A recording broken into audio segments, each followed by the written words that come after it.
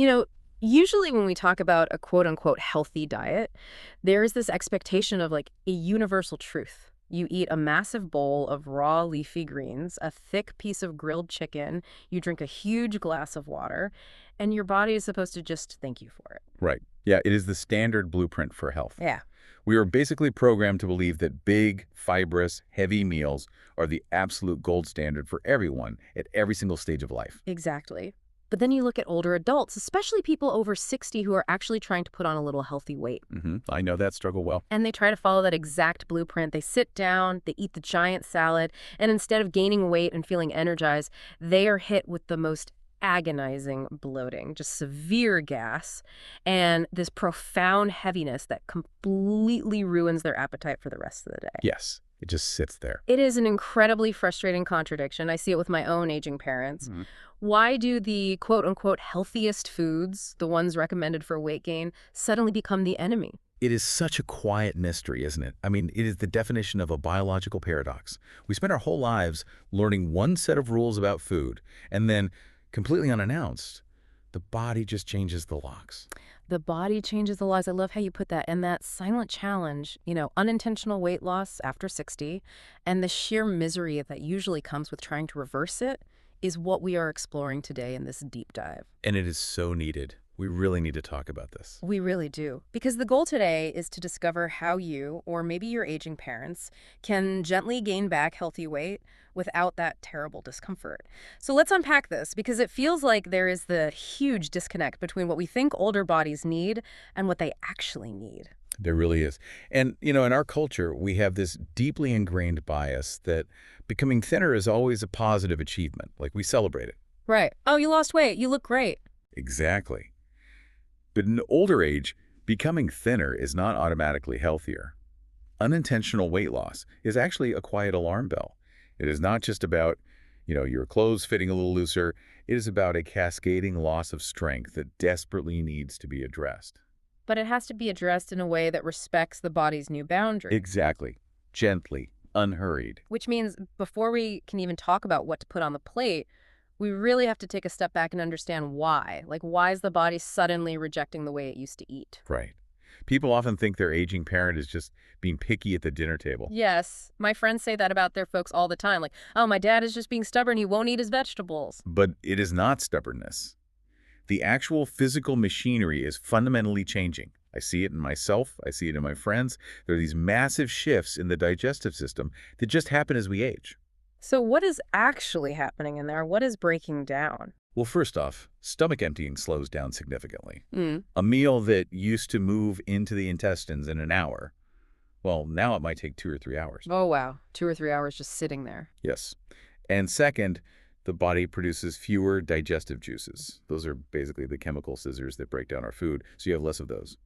Okay, so the food is sitting there longer and it's not getting broken down as fast. And third, the physical sensors in the stomach, the little alarm bells that tell the brain, hey, I am hungry, I need fuel, those sensors become much weaker. Wait, really? So the brain literally doesn't know the body is empty? Exactly. The signals just do not go through the way they used to. So if you have a stomach that takes longer to empty, fewer chemical scissors to break the food down, and a broken alarm system that forgets to tell you when to eat, I mean, no wonder the appetite just plummets. It is a perfect storm. And at the same exact time this is happening, the gut lining is becoming physically more sensitive. So things just irritate it more easily. Right. Those raw vegetables and tough proteins that were once totally effortless to digest, now they just sit there. They sit heavy, they ferment, and they create immense gas.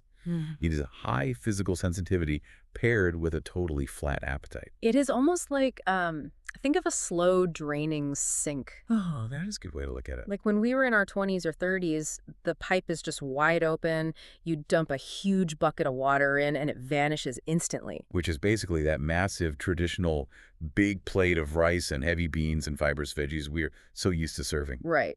But as we age, that drain naturally narrows. So if you take that exact same massive bucket of water and dump it into a slow draining sink, The water pools at the top, it just overflows. it backs up. But why is it that when adult children see a parent losing weight, their very first instinct is to try and fix it by just piling more volume onto the plate? Panic, mostly. Right, we see them getting thinner, so we just scoop another giant ladle of food onto their dish. Okay. And it completely backfires. It does. Families just assume that volume equals nourishment. We think, if we can just persuade them to eat this mountain of food, they will gain the weight back. Just force it down. But as your sink analogy perfectly illustrates, a slow digestive system simply cannot process a sudden increase in volume. It just pushes back. With bloating and pain. Immense fullness and discomfort, long before enough energy has actually been absorbed by the body. And if this goes unaddressed, I mean, the silent danger here is losing muscle mass, right? Yes. Unintentional weight loss in older adults is rarely a loss of fat. It is the physical wasting away of muscle tissue. And why is that so specifically dangerous for this age group? Like, I know muscle is good, but what is the real risk? Muscle is essentially the body's engine, and it is a massive part of our immune reserve.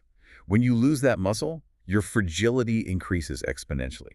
Immunity weakens. So a small issue becomes a huge issue. Exactly. A minor fall or just a common cold that a healthy body would brush off suddenly becomes a prolonged, really complicated ordeal, simply because the physical reserves are completely depleted. That is terrifying because people ignore this stage. The scale hasn't moved a shocking amount, maybe just 5 pounds, so they think it is fine. But the core strength is quietly draining away. Okay, so if piling on huge volumes of food is the enemy because it causes a backup and ruins their appetite, but we still have to get that necessary energy into the body to save the muscle, how do we solve that? It seems like we have to completely flip the equation. We really do. We have to introduce a total shift in how we view meals. And the core formula for this is beautifully simple. It is about dense energy plus easy digestion. Dense energy and easy digestion. So getting more fuel into a much smaller physical footprint? Yes, a footprint that demands significantly less mechanical and chemical work from that slowed down digestive system. Because appetite is the limiting factor here, not their willingness to eat. I mean, they want to eat, they just physically cannot handle the bulk. Exactly. I had this friend, Robert, who went through exactly this. He is in his late 60s, always had a hearty appetite his whole life. But he lost a noticeable amount of weight after a mild illness last winter. And his family was probably terrified. His daughter was so worried, naturally. So what does Robert do? He tried the standard healthy blueprint. He ate bigger salads, more chicken breasts, lots of raw, crunchy vegetables. The classic bulking diet.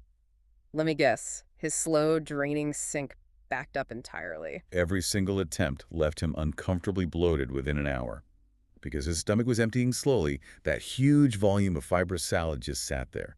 And the tragic irony is that because he was so bloated from his big, healthy lunch, he felt too sick to eat dinner. Oh, wow. So his total daily food intake actually dropped. Yes, trying to eat big, healthy meals actually made him lose more weight. That is wild. So how did he fix it? His breakthrough only came when he started listening to his body and switched to smaller, denser foods that were very easy to digest. Like what? He started his morning with a small smoothie made of a ripe banana and some soaked dates. He added just a spoonful of traditional ghee to his warm rice at lunch. And within a few weeks, the severe bloating completely vanished. He was eating more overall energy, and he felt alive again. Wait, I have to push back on this a little bit. If we are talking about small, dense foods, doesn't this basically mean grazing all day? It does involve eating more frequently, yes. Because we have had it drilled into our heads that snacking between meals is a terrible habit, that it ruins your health and messes up your system. And for a 30-year-old trying to lose weight, constant grazing might not be ideal. But this raises such an important question about context. Right. Different rules for different stages of life. For seniors trying to reverse unintentional weight loss, small, energy-rich snacks between meals are actually one of the absolute most effective tools available. The ability to process a large meal is the broken part of the system. You have to bypass it entirely. By sneaking the energy in throughout the day. Eating 5 or 6 smaller, nutrient-dense mini-meals spread out every 2 to 3 hours is consistently the best way to maintain weight and comfort as we age. We really have to throw out the old rulebook entirely, don't we? We do. I mean, if giant salads ruin Robert's appetite, it forces us to look at what healthy actually means for a sensitive, aging gut. It really makes you question all those dietary rules we've had drilled into us. Let's bust some of these myths wide open. Let's do it. Starting with those raw vegetables, I always thought raw was best. We are so conditioned to think a huge plate of raw broccoli and kale is the ultimate pinnacle of health. But the reality is the exact opposite for many older bodies. High fiber, raw vegetables demand immense chemical breakdown. Those chemical scissors we talked about. Exactly. If you lack those scissors, those veggies move into the gut, partially undigested, where they just ferment. Oh, yuck. That fermentation literally turns the stomach into a gas tank. It creates this intense bloating that just ruins the appetite for the next meal. A fermentation tank in the stomach. That sounds awful. Okay, what about heavy proteins? The classic advice for muscle loss is to eat thick steaks or chug thick protein powders to build it back up. Again, it completely ignores the reality of the older gut. Dense meats and heavy protein powders slow down an already sluggish digestion even further. It just bogs the system down. A massive portion of dense protein can sit like a literal brick in a senior's stomach, worsening all that physical discomfort. The body still needs protein, yes, but it needs to be soft, easily digested protein spread evenly throughout the entire day, not a giant slab of meat at dinner. Okay, now here's a myth that really catches a lot of people off guard.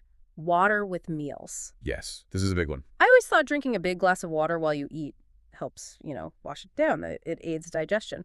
But is that actually a terrible idea for older adults trying to gain weight? It is. It comes right back to your sink analogy. Hmm. If the stomach empties slowly and you fill half of that limited stomach capacity with plain water, you create a false sense of fullness. Wait, so when I tell my dad to drink water with his meal, I am literally taking away the room for food. Exactly. The physical sensors trigger, telling the brain it is completely full, but no actual energy has been consumed. You've left zero physical room for the calories he needs. Oh, wow. I had no idea. The gentlest approach is to sip water between meals. Keep the stomach reserved purely for nutrient-dense food during mealtimes. So huge salads are out, heavy steaks are out, chugging water at dinner is out. If heavy fiber is the enemy right now and huge bulk is off the table, what specific foods actually deliver dense energy without the massive digestive tax? When you observe people who thrive in their later years, you see them naturally turning to very traditional, gentle foods. And you can organize these foods by how they bypass that digestive tax. Okay, I like that. Break that down for me. The first major theme is pre-digesting the food. Meaning we do the mechanical work before the food even hits the stomach. Precisely. That is why blended liquids are so incredibly helpful. Smoothies made with a ripe banana, soaked dates, and warm milk. Smoothies are great because the blender does all the chewing for you. The blender has done the mechanical work, and the ingredients themselves require very little chemical work to process. It slips right through that slow-draining sink, delivering real energy gently. You mentioned soaking the dates. I've always thought dates were already soft. Why soak them? They seem soft, but dates actually have a very tough, fibrous outer skin. Soaking them overnight in water breaks down that tough fiber. Oh, so the soaking is the pre-digestion. There's another form of predigestion. It transforms them into a fantastic, gentle ingredient that provides energy and iron without causing any strain on the gut. That makes a lot of sense. So pre-digestion is the first concept. What is the next theme? The second theme is soft construction, choosing carbohydrates and proteins that offer absolute zero resistance to the body. Zero resistance. I love that phrasing. Like what? We are talking about simply boiled potatoes with a little salt, warm ragi porridge sweetened lightly with jaggery, or softly prepared paneer with very minimal spice. And curd rice is amazing for this too, right? Yeah. Curd rice is universally valued for being probiotic, energy-sustaining, and arguably one of the absolute easiest foods for a sensitive digestive system to handle. It requires almost no effort to process. Which brings up a really fascinating barrier I've noticed. It isn't just about what the stomach can handle. It is about the physical effort of just eating. Yes. Yes. The sheer exhaustion of a meal. I know this woman, Linda. She is 74, and unlike Robert, who dealt with the severe bloating, Linda just had zero interest in eating at all. She has pretty bad arthritis, and the physical act of chewing a big traditional meal was just exhausting for her. Chewing fatigue, it is a very real, frequently overlooked barrier. Yes, she was just quietly shrinking because eating was too much work. For someone who is feeling frail, chewing a tough piece of meat or a big bowl of raw vegetables is practically an aerobic activity. It drains them. But when her granddaughter started making her these gentle foods, the warm porridge, the curd rice, the mashed boiled potato, Linda's energy actually came back. Because she didn't have to fight her food anymore. Exactly. She actually started looking forward to her meals again. And her family noticed she was steadier on her feet simply because the food was soft. It is a beautiful example of matching the food to the body's current physical capabilities. So we have predigestion and soft construction. Is there a third theme? The final theme for adding energy gently is using lubricators or concentrated fats. Ah, like butter or ghee. Traditional ghee is incredible for this, anchoring meals with just 1 to 2 spoons of ghee daily. It is pure, concentrated energy in a tiny footprint. So it adds a ton of energy without adding any bulk to the stomach. Exactly. Small pieces of fresh coconut after a meal serve a very similar purpose, a concentrated, easy-to-absorb fat source. I love how incredibly comforting all of this sounds. Porridge, boiled potatoes, curd rice, bananas, warm milk. It is not some sterile, artificially flavored weight gain shake from a pharmacy. It is real human food. It is the food we turn to for comfort for a reason. But to be fair, we should talk about the flip side. It isn't just about what to add, it is about what to gently reduce, right? Absolutely. For a sensitive aging gut, you really want to reduce raw onions and cabbage. They are notorious for fermenting and causing that painful gas. What about beans and lentils? My parents love lentils. Lentils are wonderful, but you want to avoid a massive bowl of heavy dal in a single sitting. That heavy fiber load can easily overwhelm the slow sink. So smaller portions of lentils. Got it. What else? Deep-fried foods need to be minimized, as they slow stomach emptying even further. And fizzy drinks. I assume those are bad for gas. Carbonated drinks should really be limited because you are literally pumping extra air directly into a stomach that is already struggling to empty. That makes total sense. Now, are there any things to watch out for if someone is managing other health conditions? That is a crucial context to hold. If you or your parent are on blood thinners, you have to be highly aware of your leafy green intake because of how it interacts with the medication. Right. And what about the dates and jaggery we mentioned? If you are managing blood sugar issues, you need to be mindful of the impact of eating larger amounts of jaggery and sweet dates. As always, this is about tuning into your own body's needs and working with your own health picture. So when we look at this entire picture, the body slowing down, the slow draining sink, moving away from huge salads toward warm, gentle foods, it really summarizes a profound shift in mindset. It is a total shift. We are moving away from the mindset of forcing food into the body and moving toward gently feeding the body. But I imagine it isn't just about what is on the plate. No, it is also about how the body is positioned to process it. Lifestyle adjustments play a massive role in finding comfort after a meal. Like what? What can we change besides the food? The first major habit is timing. You want to eat your largest, most energy-dense meal earlier in the day. When the digestive system is naturally most awake. Exactly. Rather than late at night when the body is trying to power down and go to sleep. That gives the slow sink way more time to drain before you lie down. Precisely. And the second habit is posture. Sitting upright and fully relaxed, both during and after your meals. It sounds so simple, but I guess gravity is a pretty powerful tool. Gravity does a lot of the work. Furthermore, being relaxed activates the rest and digest mode of the body, which physically supports smoother, faster digestion. Tension tightens the stomach. So no rushing through a meal while stressed out. Never. And taking a gentle 10 to 15-minute walk after eating ties right into that. Not a power walk, right? Just a stroll. Just a gentle movement. It helps reduce the bloating and encourages the stomach to empty a bit faster. What I deeply appreciate about all of this is how it acknowledges that these adjustments look different depending on where you are in the aging process. It is not just one big senior label. It is definitely not one size fits all. It happens in stages. For those in their 50s and early 60s, these digestive shifts are subtle. So if you catch it early, can you reverse it? With the right awareness, these early changes are frequently manageable and even reversible. Adjusting your habits now, chewing your food better, sitting upright, it quietly shapes how comfortable eating will feel a decade from now. Then you hit the late 60s and 70s, where medications and existing health conditions are often part of daily life. And the goal there isn't to perfectly overhaul everything or stress yourself out. It is just about making small, manageable tweaks, like swapping the huge raw salad for a warm boiled potato. Just lowering the resistance of the meal. Exactly. And moving into the late 70s and 80s, appetite naturally softens even further. The system slows down more. The approach here needs to be incredibly warm and unhurried. You aren't forcing massive weight gains at that age. No. Even adding a single spoon of ghee to a bowl of rice is a very meaningful victory. And for those 80 and beyond, I imagine the focus shifts entirely to just dignity and comfort. Dignity, comfort, and independence. It is about ensuring they can enjoy eating without pain or exhaustion. It is a profound transition from trying to control the body to learning how to care for it as it changes. Learning how to care for it as it changes. That brings us to the ultimate takeaway for you listening right now. Health isn't some final fixed destination that you just arrive at and lock in forever. It is a direction. It is a daily direction. And it is a direction chosen through small, gentle habits.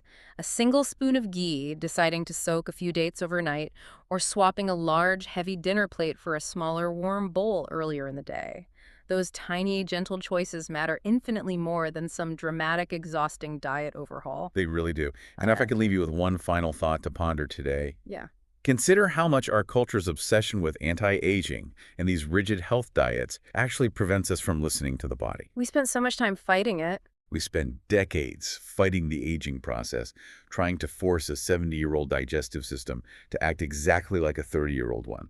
And in doing that, we completely miss the new language the body is trying to speak. What if true wellness in our later years isn't about fighting those physical changes, but finally learning how to collaborate with them Collaborating with the body.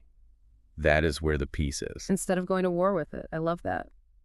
The conventional wisdom might be broken when it comes to standard dietary advice for older adults, but once we clear those murky waters, the path forward is incredibly comforting. We encourage you to share these gentle insights with a loved one who might be silently struggling with their appetite, sitting in front of a giant salad they just cannot bring themselves to eat. These thoughts, these questions, they don't have to stop here. Wellness Geek Seniors has many more podcasts and videos just like this one. Subscribe to the channel and explore other episodes. They all flow the same gentle way. If this podcast felt genuinely useful to you, share it with even one person in your life. That one share can bring a real change in someone's life. And it helps Wellness Geek Seniors reach more people who truly need this. If this brought you real value, look for the Join button right next to the Wellness Geek Seniors logo below this video. Click it and become a member of the Wellness Support Circle. Your support helps honest health awareness reach thousands who are silently struggling. Wellness Geek Seniors moves forward because of you. Thank you so much from the heart for being here.